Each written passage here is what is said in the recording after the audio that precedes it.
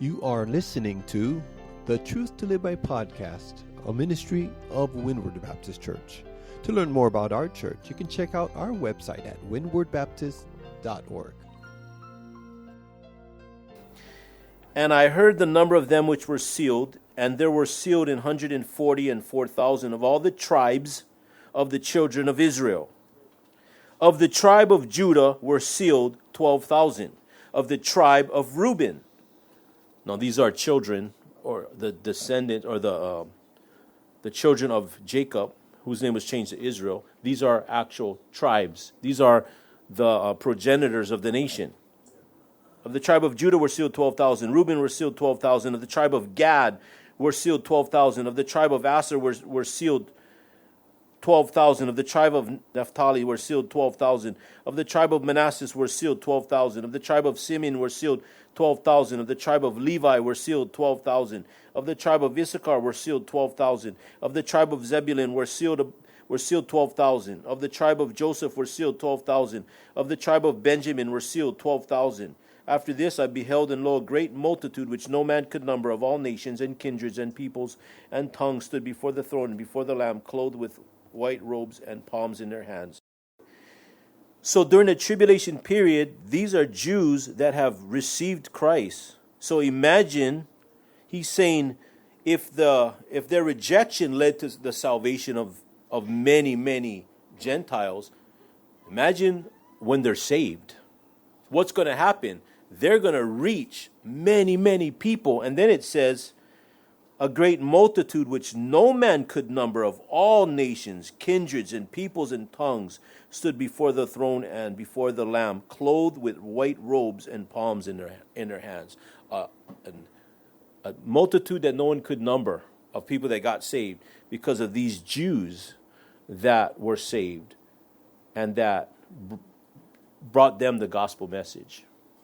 So the fruit of Israel's conversion will lead to worldwide salvation. Verse 13, for I speak to you Gentiles, this is back in the text of Romans, for I speak to you Gentiles, inasmuch as I am the apostle of the Gentiles, because that's where God sent him. God sent him to reach the Gentiles. So he's saying that I am the apostle of the Gentiles. I magnify mine office as an apostle. So he was called to be an apostle to the Gentiles. He was to lead Gentiles to Christ, but he still had a burden for the Jews. And he still wanted the Jews to be saved because Paul wanted everybody to be saved, and that's how it should be for us. Amen. So he says, for I speak to you Gentiles, because I'm the apostle of the Gentiles, that I want all people saved. Romans 1:16, for I'm not ashamed of the gospel of Christ, for it is the power of God unto salvation to everyone that believeth, to the Jew first, and also to the Greek. And the Greek means Gentile. That's Romans 1:16. Okay, in your text, verse 14. If by any means I may provoke to emulation them which are my flesh, because he's a Jew, he's Jewish, and might have some of them, and might save some of them. For if the casting away of them be the reconciling of the world, what shall the receiving of them be but life from the dead? Like the resurrection of the Jewish nation. Imagine all the great things that are going to happen in the future when the nation of Israel turns back to God. We're talking about the millennial kingdom, and that's kind of the timing. And we'll see that how that goes in the order of the timing, where we are now and where it's going to end up. Like we're now in the church age. Then there's going to be the tribulation period. And after the tribulation period, there's going to be the millennial kingdom. So it's going to be like that's what's going to happen. The nation of Israel is going to receive their Messiah, and after that, Jesus Christ he's going to return, and he's going to have the judgment of the sheep and the goat nations. All those that are true Israel will be saved. So I'm going to get into that later because that's kind of a really important thing that I wanted to bring up. So Romans 8:21 says, because the creature itself also shall be delivered from the bondage of corruption into the glorious liberty of the children of God. Isaiah 11, verse 1 through 9. And there shall come forth a rod out of the stem of Jesse, and a branch shall grow out of its roots. And the Spirit of the Lord shall rest upon him, the Spirit of wisdom. Of course, the branch that's going to come out of the stem of Jesse, that's a reference to the Messiah. the branch, capital B. And the Spirit of the Lord shall rest upon him, the Spirit of wisdom and understanding, the Spirit of counsel and might, the Spirit of knowledge and of fear of the Lord, and shall make him of quick understanding in the fear of the Lord. And he shall not judge after the sight of his eyes, neither reprove after the hearing of his ears, but with righteousness shall he judge the poor, and reprove the equity for the meek of the earth. He shall smite the earth with the rod of his mouth, and with the breath of his lips he shall slay the wicked. And righteousness shall be the girdle of his loins, and faithfulness the girdle of his reins. The wolf also shall dwell with the lamb. The leopard shall lie down with the kid. Do you think that you're in the millennial kingdom now? Will the wolf eat the lamb? No. Then you're not in the millennial kingdom. It's an easy test. Get a lamb, get a hungry wolf, see what happens. The leopard shall lie down with the kid, the calf and the young lion and the fatling together, and a little child shall lead them. You want to test? No, we won't go there. The cow and the bear shall feed. Okay, try to go to the zoo and feed the lion straw. If he eats it, you're in the millennial kingdom. Or it's a very weird lion.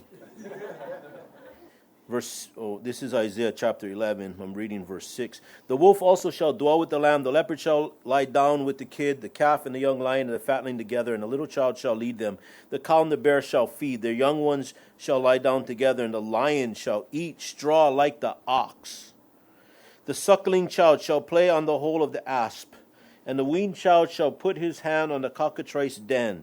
They shall not hurt nor destroy in all my holy mountain, for the earth shall be full of the knowledge of the Lord, as the waters cover the seas, the earth full of the knowledge of the Lord. Hey, just watch the news for 5 minutes. And you'll know you're not in the millennial kingdom. Verse 16. For if the first fruit be holy, the lump is also holy. If the root be holy, so are the branches. So he's teaching a principle here that if the first fruit be holy, then the lump is also holy. So if you have like a little piece of the bread, if it doesn't have any if it doesn't have any leaven in it, now if that dough doesn't have any leaven in it, and then you make a loaf out of it, will that loaf have leaven in it? No. If this doesn't have leaven, that doesn't have leaven. And that was the principle of the first fruits when you offer it up to God. If you're offering up this to God and it's holy, then that means that all the harvest is going to be holy. That if this is something that you're offering to God, so he'll bless this, then he's going to bless all of this. And Jesus Christ raised up from the dead as the first fruits of them that slept, meaning that if he raised up from the dead, we're going to rise up from the dead. So that's the whole principles of the first fruits. And so he's saying this, if the first fruit be holy, the lump is also holy. That means the whole loaf is going to be holy. So if the first, and there's differences of opinion. Some say this is talking about the patriarchs, but I believe, and it seems like it's talking about the apostles or the first Jews that were truly converted. They were saved by grace through faith. And so if that's how God did it and things worked out with the remnant, then that means all the rest that comes in is also going to be holy also. The first fruit be holy, the lump also is holy. If the root be holy, so are the branches. If the root is holy, just like that little dough, then the rest of it's going to be holy. And so he's saying if this is the way God is going to do things, that the original was blessed because they believed, then the Gentiles believe and then they're blessed. And when Israel believes, they're also going to be blessed. And when all of that comes together and happens, we're going to be in the millennial kingdom where, and he describes it in Isaiah 11, that's what's going to happen in the future. We're not there yet. Right now, what happens to Israel? What's going on with Israel? They're what? They're blinded. And then in the future, they're going to be what? Saved. So during the time of the tribulation, Jews will be converted. Listen to this. In Zechariah chapter 12, verse 8 through 14. In that day shall the Lord defend the inhabitants of Jerusalem. And he that is feeble among them in that day shall be as David, and the house of David shall be as God, and shall be as God, as the angel of the Lord before them. And it shall come to pass in that day that I will seek to destroy all the nations that come against Jerusalem. Now, this is going to come a day. A lot of times on Super Bowl Sunday, I'd preach about the tribulation period. And in a sense, I'm not doing that right now, but this has a lot to do with that time period. Because in that day, when all the nations that shall come against Jerusalem, I mean, we see some of that now, like a preview of that, because Israel has a lot of enemies. But during the tribulation, all these nations are going to come against Jerusalem. And what's going to happen? Jesus Christ is going to come back. So at that time, it says that all nations shall come against Jerusalem, and I will pour upon the house of David and upon the inhabitants of Jerusalem and the spirit of grace and of supplications, and they shall look upon me whom they have pierced. Now, who's he talking to? The Jews. Their rejection of their Messiah. They're going to look upon him and whom they've pierced, and they shall mourn for him as one that mourneth for his only son, and shall be in bitterness for him as one that is in bitterness for his firstborn. In that day shall there be great mourning in Jerusalem. So this is at the tribulation period where all the Jews are going to be what? Saved. During the tribulation period, all the Jews are going to be saved. You say, well, how do you know that? The Bible says that. Verse 17 of our text. And if some of the branches be broken off, and thou being a wild olive tree wert grafted in among them, and with them partakest of the root and the fatness of the olive tree, boast not against the branches. But if thou boast, thou bearest not the root, but the root thee. So, what's a part of what? The branches is getting fed from the what? The root of the tree.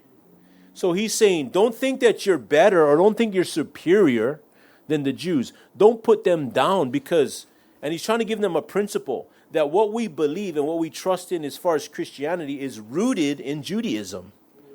Judaism, when it comes to the New Testament or the New Covenant, becomes Christianity. Christianity that goes back to the Old Testament is Judaism. And you have all the types and all the principles and the sacrifices and the feast days that all points to Christ. So he's saying that you cannot separate yourself from your roots. If you do, you're going to die. You have to have that understanding. Today you have a lot of Christians who are anti-Semitic. That means against the Jews. You have a lot of the reformers they hated the Jews. Do you know that Hitler carried out the teachings of Martin Luther? A lot of these hardcore Calvinists, they won't admit to that. You just got to read it. You got to even read Hitler. He carried out what Luther wrote. He was anti-Semitic, and most of the reformers were. Most of them hated the Jews and wanted them to be killed. You say, that sounds really odd. Just research it. Take quotes from some, not all, but like most. They were anti-Semitic, and Martin Luther was, big time. He wanted to reach the Jews at the beginning of his ministry, and then later on, he opposed them because they never responded. So he's anti-Semitic, and Paul is saying you can't be like that. You can't sever yourself from your roots. And if some of the branches be broken off, and thou being a wild olive tree, you're grafted in. So now you're connected to that roots. You're grafted into that tree, which gets its nourishment from the roots. Not the other way around. You're not nourishing the roots, being a branch. It goes the other way around. That water and all that has to get up to the branches. Boast not against the branches, but if thou boast, thou bearest not the root, but the root thee. So you're not feeding that root. That root's feeding you. Don't be anti-Semitic. That's what Paul's saying. And we are spiritual Jews, descendants of Abraham, because of our belief. Verse 19, thou wilt say then, the branches were broken off, that I might be grafted in. Well, because of unbelief, they were broken off. Yes, that is true. The branches were broken off. You're grafted in now. Those branches broke off now. You're grafted in its place in that sense. But that does not mean that they cannot be grafted in too. Again, if they believe. You're grafted in because of belief. They were broken off because of unbelief. But the roots are still in Judaism. Because God is the one who he gave them the message. They were his chosen nation. And they still are. Thou wilt say then, the branches are broken off that I might be grafted in. Well, because of unbelief they were broken off. And thou standest by faith. Be not high-minded, but fear. So warning. He says, be not high-minded. Don't think yourself more than you ought to think. I think that's in the next chapter, that verse. He says, be humble. Don't be high-minded or arrogant. For if God spared not the natural branches, take heed lest he also spare not thee. He said, if God didn't spare them being his chosen nation from the beginning, don't think that God can't remove you too. Now, he's speaking about their purpose to be a witness, their purpose to be a light. He said, okay, they don't want to do it, I'll do something else then. He's saying the same thing for you. If you don't want to do it, I'll use somebody else. Because of their unbelief, they're broken off. So now, he said, God didn't spare them. He ain't going to spare you either. Verse 22, behold therefore the goodness and severity of God. The goodness of God, he's good. The severity of God, he will chasten you. He will judge you. You can't have it both ways. The goodness and the severity of God on them which fell. Severity, but toward thee, goodness. Now they fell, they did not believe. God was severe with them. He severed them. You, because of your belief, you're grafted in. But don't think that you can just do whatever you want and God's just he's going to remove you as far as your purpose. And I think that goes for our nation. I mean, if we start to disobey God and rebel against God, which is what's going on, it is just picking up momentum. We went to that wedding expo, and then you see people that are of the same sex wanting to get married. And so now if you're a part of that business and you're a Christian, it makes it very awkward. And they will try to be calling up people that are Christians, like the baker that they wanted him to make the cake for them, and they wanted him to make a certain kind of cake, and he refused, and he got sued. And they drove a far distance to get to him. They could have went to any other places, and they would have done it. But they went to the Christian because they're trying to make trouble to Christians. And this is happening. I've had calls for people that were wanting me to marry them that were same-sex couples. And I ain't going to do it.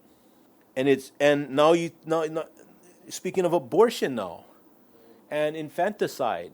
I mean, they're killing babies all the way up to when a baby can be born, and now even after the baby's born, they're trying to get that passed. That's our nation, and God says, okay, I'll just use another nation.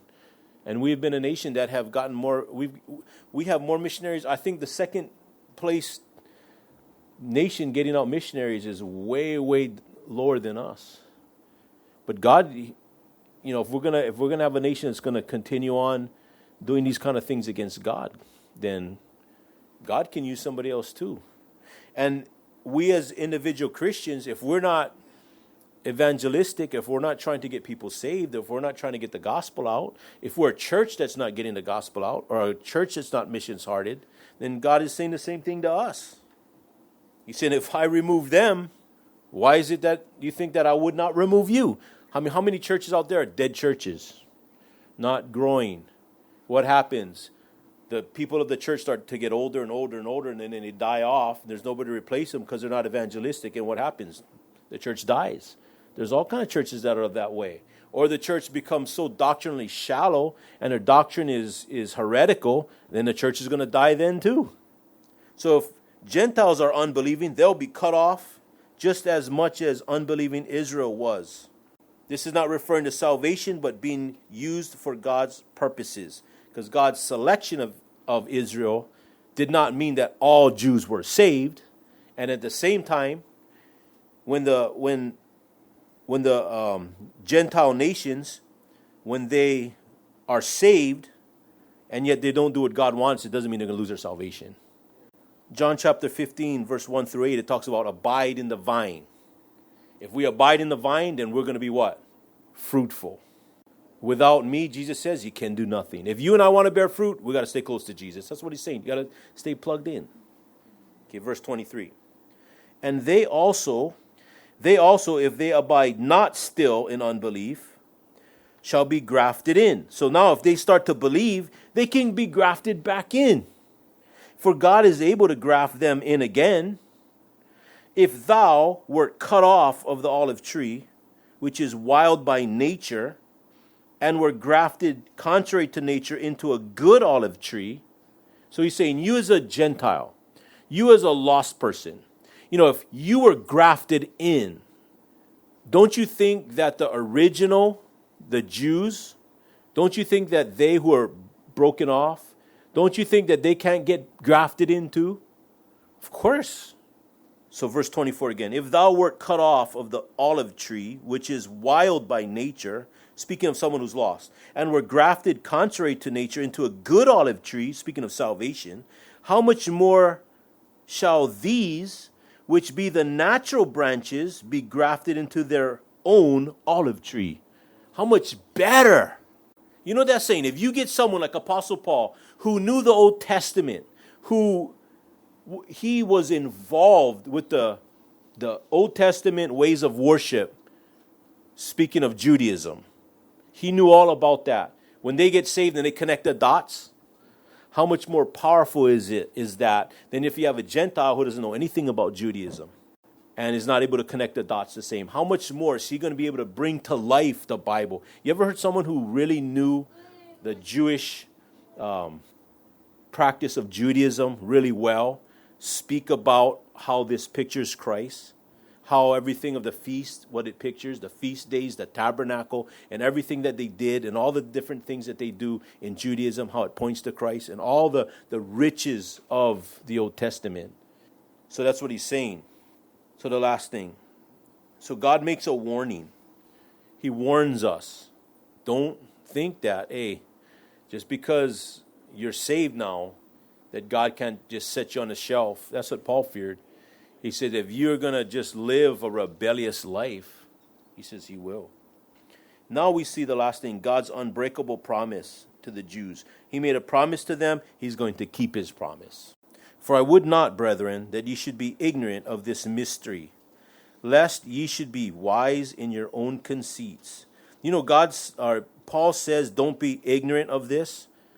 There's sometimes that Paul says not to be ignorant of certain things. He says, don't be ignorant of spiritual gifts. Don't be ignorant of spiritual gifts. Don't be ignorant of the rapture. He says that. He says, don't be ignorant of Satan's devices. And don't be ignorant of Israel. And then what's the things we're ignorant of? Those same areas. He said, no, I'm saying don't be ignorant. I'm not saying be ignorant in these areas. But that's what in Christianity is the things that people are always debating and don't understand. For I would not, verse 25, for I would not, brethren, that ye should be ignorant of this mystery, lest ye should be wise in your own conceits, that blindness in part is happened to Israel, until the fullness of the Gentiles be come in. So God is going to, at some point, have the rapture.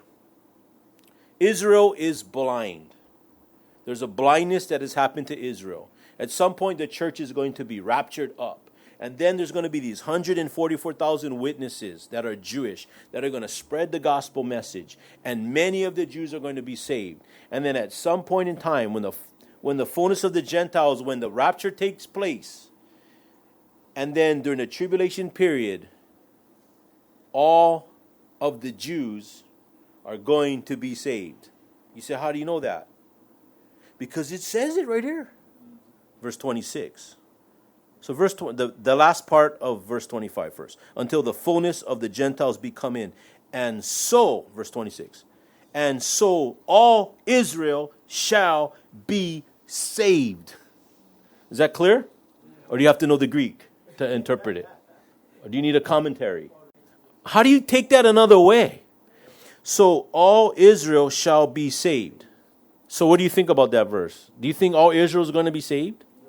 How many thinks that means only some of Israel is going to be saved? Levi, you believe that? Only some? No? How many believe that they'll never be saved? How many believe that all Israel is going to be saved? Now, it's a tricky question. Does that mean that all who say they are Jews are going to be saved? All true Israel. Now, it doesn't say true Israel, but God knows who is really Israel. Do they even know who's really Israel? Do they know who's a qualified priest? They really don't. Do they know who's a qualified Messiah? They think they do, but they don't. Because there's no genealogy. The only person that could be the Messiah whose genealogy is preserved is Jesus Christ. If it's not Jesus Christ, because the temple's destroyed and they lost all the information, they cannot even trace the descendants of whoever they think is going to be the Messiah. I don't know if the Antichrist is going to be able to confuse them or whatever. They are very confused. They're trying to build a temple right now. I mean, as we speak, they're making the plan. They got the plans, actually. They're just waiting for the time where they'll have the Temple Mount and they can start construction. They're ready. They even got the red heifer. They say they know where the Ark of the Covenant is. And they must have found the ashes because they need that too to cleanse the temple. And they got it all, they say. But we are the temple. See, they don't even connect that. Anyway, so we know that, verse 26, so all Israel shall be saved. If Israel means the church, why would it say so all the church shall be saved? Aren't they already saved? Some people will say that when you see Israel, that means church. Okay, so the church got to be saved. But I think the church is saved already, right?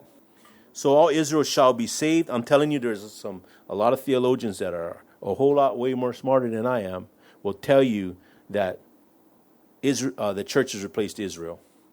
And they're going to explain these verses, and it's going to be confusing. I just take it face value. That's talking to Israel. It's talking about the nation of Israel. They shall be saved. There shall come out of Sion the deliverer, that's Jesus, and shall turn away ungodliness from Jacob. This is during the tribulation period, right at the end when Jesus returns. But there's something you need to know. During the tribulation period, see, this is why you came. I mean, a lot of people didn't come today, but you came to hear this. Not a secret, but this is something that makes sense out of the question, is all Jews going to be saved? Because there's going to be a lot of Jews that will not be saved. The reason is, and the Bible speaks about it, during the tribulation period, 2/3 of all Israel, all Jews, are going to be killed during the tribulation period. And only 1/3 is not going to be killed. Of those 1/3, they will all be saved. Those who hear the preaching of the 144,000, or of other converts, or of the two witnesses, Moses and Elijah, a lot of people think that the two witnesses are going to be Moses and Elijah. Zechariah chapter 13, verse 8 and 9 says this, and it shall come to pass that in all the land, saith the Lord, 2 parts therein shall be cut off and die. Now, do you need to know the Hebrew to know that what that means? 2/3, that means 1/3, right, shall be left. And I will bring the third part through the fire. That's the tribulation. I will refine them as silver is refined, and will try them as gold is tried. They shall call on my name, and I will hear them. I will say, it is my people, and they shall say, the Lord is my God. That's all the Jews that remain alive. So it matches up with all Israel shall be saved. Now, I won't read these, but Revelation 6:8 and Revelation 9:15, well, I'll read it. Well, there's going to be a lot of people killed during the tribulation, Jews and Gentiles. So some estimate that there's going to be, of the Jews, 2/3 killed. Because of all the, when you look through the book of Revelation and all of the judgments, people are dying. People are dying. And we would never be able to know exact numbers because we don't know how many people is going to be on earth at that time, how many people is going to be raptured. But we know this. When people estimate how many people are going to be killed during the tribulation period, it seems like it comes to 2/3 are going to be wiped out. So that means probably 2/3 of Gentiles are going to be wiped out, and 2/3 of Jews is going to be wiped out. So there's going to be, what, 1/3 Jews remaining, 1/3 Gentile approximately remaining, and that would match what the Bible says, so we know that that has to be the number. And we know that those are going to be ones that get saved. So all the Jews that are alive at the end of the tribulation period, when Jesus comes back, they're going to receive their Messiah, and they're going to go into the millennial kingdom. And we who come to the tribulation, or who are raptured, who come at the end of the tribulation period, will be on white horses, and we are going to come with him to the battle of Armageddon, but we're not going to fight. We're going to just watch. Just like that particular game that's going on today that's really, really insignificant. We're not playing. We're just watching. Jesus is going to come back, and he is going to destroy all those nations that are gathered against Jerusalem. And then they're all going to die. And the ones that survive the tribulation, all the people that survive, are going to be judged. The first thing that the Messiah, that Jesus is going to do when he gets in the temple, is there's going to be the judgments of the nations, and the sheep and the goat nations. And those that have rejected it's going to be the evidence of their treatment of the Jews, they're going to be sent to hell. And the ones that are converted, that did not receive the mark of the beast, that did not have their heads chopped off because they're still alive physically, are going to go into the millennial kingdom, where we are going to rule and reign with Jesus Christ. And you're going to have the apostles leading over the Jews that are there, and then you're going to have us. We're going to rule and reign with Jesus Christ in the millennial kingdom for 1,000 years. So right now, all Israel is temporarily set aside. God is going to gather believers for himself now, and he will restore and reclaim his ancient people in the future. And then he's going to establish his glorious kingdom on earth, the millennial kingdom. So Paul is getting into a lot of important stuff. Verse 27, we're almost finished. For this is my covenant unto them, when I shall take away their sins. This is promised in Jeremiah. I mean, if God, the new covenant that God made, he made with Israel.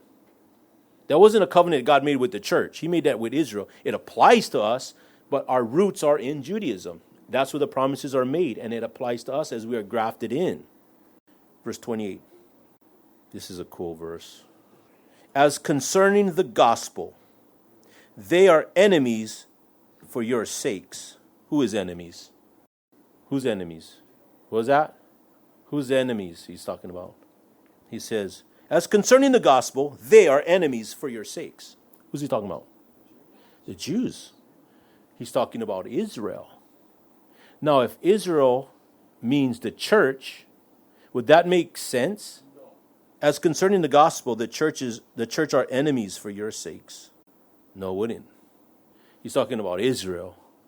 They're enemies now. Go to Israel and try to witness publicly. Go in the streets and try to witness. See if you don't get arrested. It's illegal to do that. Did you know that? You can do it, but you got to be kind of like, you're talking to people and then you give them a track or whatever. But you kind of be just going out. People do that and they get arrested all the time.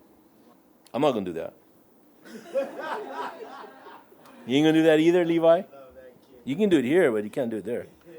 I mean, you can do it. You're just going to get arrested. And then you can do it in jail, I guess. As concerning the gospel, they are enemies for your sakes. But as touching the election, people are always talking about the elect, the elect, the elect. Is this not talking about Israel? They're enemies of God, but yet they're elected.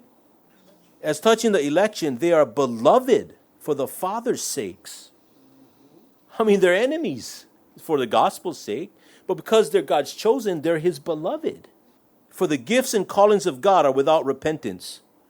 You ever heard that verse quoted? It's usually quoted out of context. That's talking about God's calling. His gifts and his calling for the nation of Israel is not going to change. I'm not saying you cannot apply it, but that's the context of it. That's why it's good to take the whole chapter.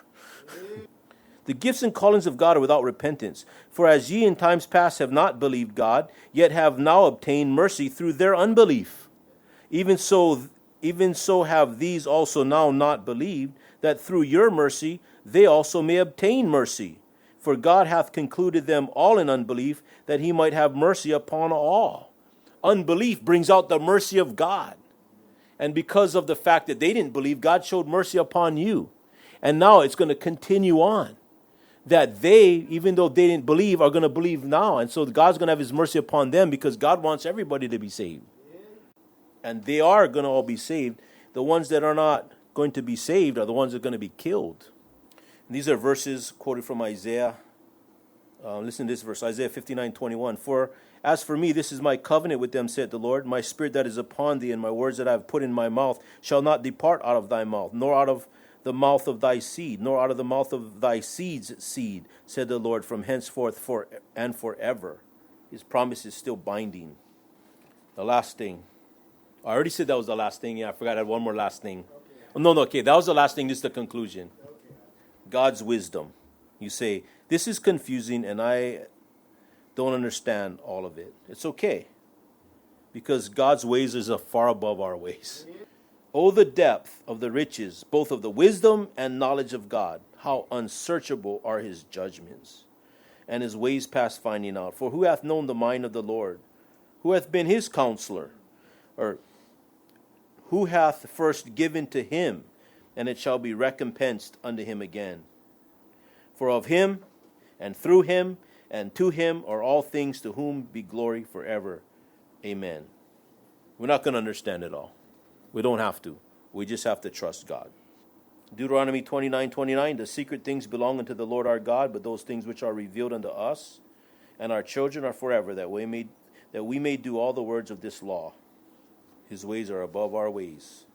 Psalms 139:6, such knowledge is too wonderful for me. It is high. I cannot attain unto it.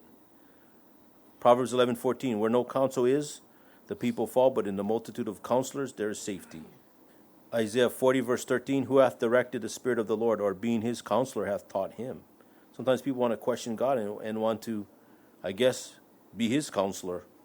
But God hath revealed them unto us by his Spirit, for the Spirit searcheth all things, yea, the deep things of God. So is God done with Israel? No. He's used them as they are his chosen nation, but they rebelled, and so they got cursed, but God's will still gets done. Same for us. I want to be blessed, so I want to do God's will. God's will is still going to get done, but why not get the blessings and enjoy your life by serving God? Why not? We're here, and we're here for that purpose. The end. Would you bow your heads and close your eyes? You have been listening to our Truth to Live By podcast, a ministry of Windward Baptist Church. This podcast is supported by the gifts and donations of its listeners. You can make a secure donation through our website at windwardbaptist.org.